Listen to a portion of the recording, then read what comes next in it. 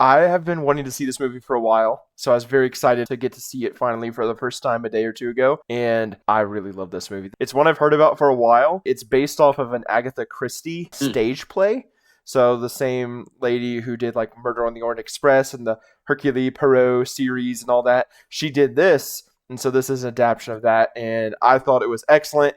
You can definitely see some parallels with that, and I love the mystery of this one. It's more of a courtroom drama than like a hmm detective, but I thought it was really great. Also, this one is directed by Billy Wilder, who did The Apartment, which is one of my favorite movies of all time. So There when you you go. combine those things, this was a recipe for a masterpiece, and I thought it was really good. I thought it was really good. So here on the channel, we are doing a brothers movie night every month. And so this was our first pick for this month. And this one, I mean, I did not really look into it much before I watched it because you told me it was best to just go in blind.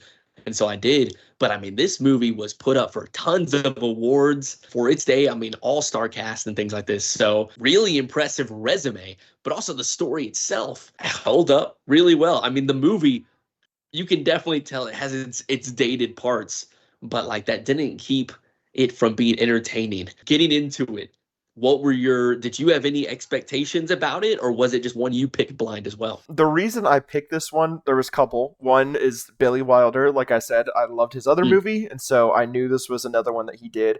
Another reason I grabbed this, I have a poster here of the top 100 movies on IMDb, and you can like scratch off the different ones you see. One of the movies on this is Witness for the Prosecution, and so I was like, I gotta see it eventually, so I'm gonna see it now.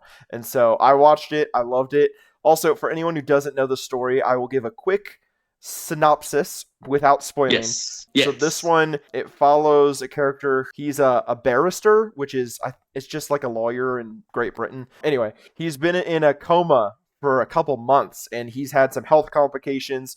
And so basically, he's been told he can't do his job anymore because he's a criminal attorney, basically. And so they're saying you got to take a low stress job and you can't do that anymore. If you're going to be an attorney, you're going to do low stakes jobs. And then he ends up getting embroiled in this case where a man was accused of murdering a very wealthy widow. And he ends up taking his case in defense, and the movie goes from there. It's a courtroom drama, like I said earlier, but it's very interesting. You can tell when you watch this movie that it was made as a stage play because pretty much the Yes. whole movie is the main character's apartment, the courtroom, and then like the prison. And then there's some flashbacks, which I'm sure either they weren't in the play or they did it differently in the play. But I mean, most of the movie is just in those places. And it's just the characters, it's the dialogue, it's the story, and everything that's going on. So it takes this and just does it masterfully. Yeah. And what I liked with the limited setting is it felt a lot like a locked room murder, some of these ones where they're trapped on an island or trapped in the same house or whatever it is. With the limited settings, it kind of gave it that same vibe. So even as you're watching through this, it has a lot of those motifs that you can see other movies have borrowed from since then. Obviously, it was a staple of Agatha Christie's and a lot of the work that she did. I thought the cast was a lot of fun, especially Sir Wilford, the Yes. lead. I told my wife after the movie, I said, that might be the sassiest old man I've ever seen in a movie. Like he was great. He was very annoyed with the fact that he was limited in his work and he took it out on the people around him. Very Yes, he did. lovable, but also kind of sassy is the best word, honestly, to describe this guy. Just the things he does and the way he talks with the people around him and his nurse and his client and everyone else. One thing, though, I did love about this movie was pretty much the entirety of the story is you're being told people's testimony and hmm people's story about what happened. And so you're almost part of the case in a way because you're hearing the witnesses and you have to try and decipher through like, do I believe this person? Do I believe this hmm person? Do I believe this? What about this and this and this? And so you're almost like step by step with them as the character and those around him are trying to figure out what happened. Yep. It's like, do I trust this person? Because a lot of it can rely on untrustworthy characters. And so it's very interesting trying to cut through that stuff And I thought that was a Yeah. really great part of the movie also. And I enjoyed the flashbacks as well. Those felt like puzzle pieces to try and help you kind of figure out what's going on, what's happening. True to any mystery, this one's, full of twists. You're trying to unravel what's actually going on because it is a pretty straightforward plot, but there's stuff happening inside of there that is just catching you off guard left and right. So it's really well done in that regard. I thought it was very impressive. Yeah. That was very impressive. One thing I found interesting about this movie, I've seen plenty of mystery movies, mystery TV shows, courtroom dramas, all that kind of stuff. This kind of movie is something I've seen in a lot of other movies. And this one still felt original and fresh. Like, you can watch old movies and you can tell, like, it's been done a lot in other things. Even if it was the originator, it's been done before in other things since then. This one, I felt like I haven't seen this before. And maybe it's just because I haven't seen enough movies or whatever, but it completely blew me away. I thought I had this movie figured out about 20 minutes in. I was like, okay, I think I see what's happening here. I did not see what was happening here. This movie completely nailed the landing. The last 10 to 15 minutes of this, it just catches you completely off guard. It blows you away. And it's just a very satisfying ending, in my opinion. It's a lot of fun, but obviously we're dancing around some spoilers here. That's because, go watch it. It's a lot of fun. But also the credits, as soon as it started, there was this audio narration, which was great, where he was like, please do not ruin this movie for other people who haven't had the chance to see it. And I was like, we need this in more movies nowadays. Yeah. The management of this theater suggests that for the greater entertainment of your friends who have not yet seen the picture, you will not divulge to anyone the secret of the ending of Witness for the Prosecution. I looked it up. Apparently in this movie, I want to read this. They would give out cards to people who were going to see the movie that they would sign that said, I solemnly swear I will not reveal the ending of Witness for the Prosecution. According to the internet, I wasn't around 70 years ago, but apparently that's what they did.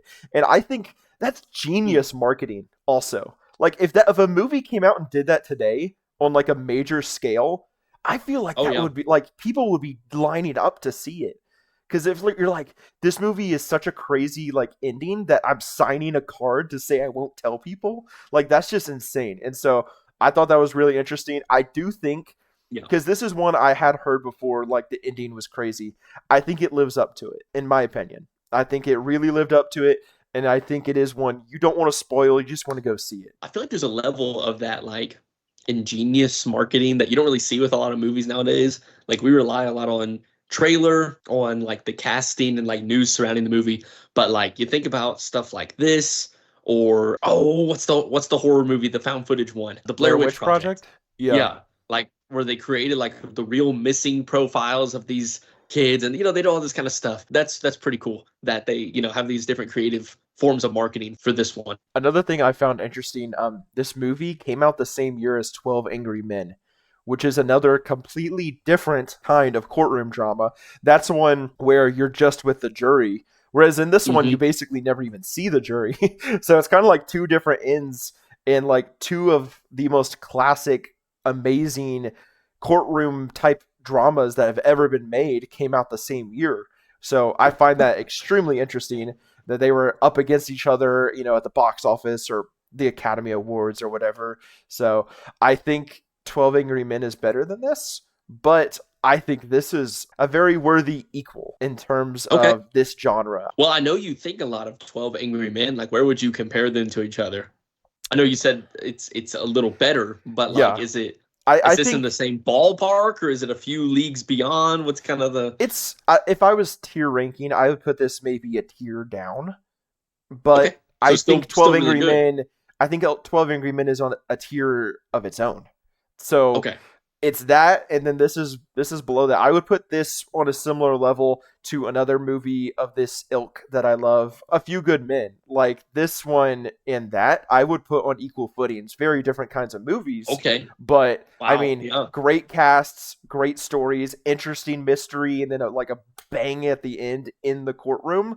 I think this compares to that, 50, 60 years later. This is one I've been wanting to see for a while, so I'm very glad that it lived up to what I was hoping for. Sometimes when there's the classics that everyone talks about and are Mm-hmm. acclaimed and all this, it can be a little disappointing once you end up seeing it. I was not disappointed with this one. I will say that for sure. Also, this movie, this is the 1957 original. There is a movie, a remake that was made in the 80s sometime. Mm-hmm. I don't know Yep. anything about that, but hey, it can't be as good as this. So don't watch that one. Watch the original one. All right. Well, any closing thoughts? Any final notes you would take for Witness for the Prosecution? I would say if I ever do a updated top 50 movies, keep an eye out for this one. I think this is amazing. I Wow. think everyone should go see this movie. This is for all types of movie viewers. Unless you just hate this kind of movie, then don't go see it. But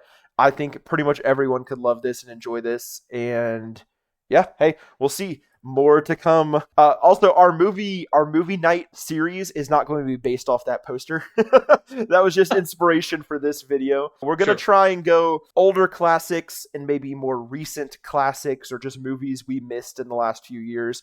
We'll try and do a wide array of things. We'll diversify the portfolio. If you have any keep up with suggestions that. for movies we should see, let us know, especially some older classics that we might not have seen. We're on the market to see some other stuff. All right. Well, this has been our first Brothers Movie Night, looking at Witness for the Prosecution. If you are interested in other movies, movie discussions, reviews, we do stuff every week here on the channel. So come on by and check it out. And if you enjoyed our video today, make sure to give us a like and subscribe. But that's all we got.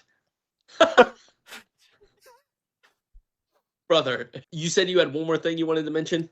Yes, I do want to say this about the spoilers at the end.